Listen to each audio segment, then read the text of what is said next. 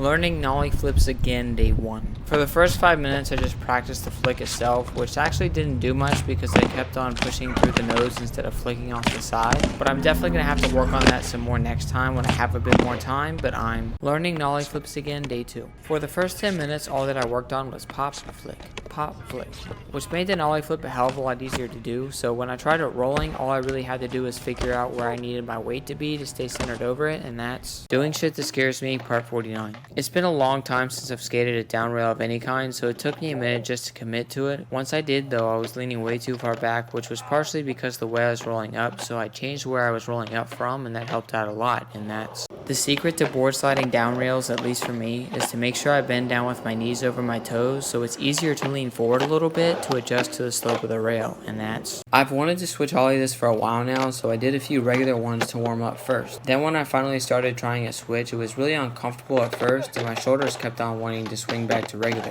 So I started focusing on keeping my shoulders straight, and I got it in a few tries actually. This took me 3 days to land. So the past 2 sessions trying this trick honestly have been a bit of a mental hell, which thankfully I did learn a couple of really important things though. The first one being is I have to make sure I pump hard enough so I have enough speed to confidently get in the blunt. Then second, I have to make sure I focus on keeping my shoulders straight so they're not turned, so I'm ready for the drop in when it needs to happen. But doing shit that scares me, part 50. I started doing some ollie rock fakies just to get used to the ramp. When I started going for the transfer, I thought I would just have to lean forward and everything would work out just fine. But what I actually needed to do was to go faster so my momentum would help me carry over to the other side, and that's doing shit that scares me, part 51. Today was weird. There was this voice in my head that said if you half-ass any attempts trying to get comfortable at the rail, you're gonna get hurt.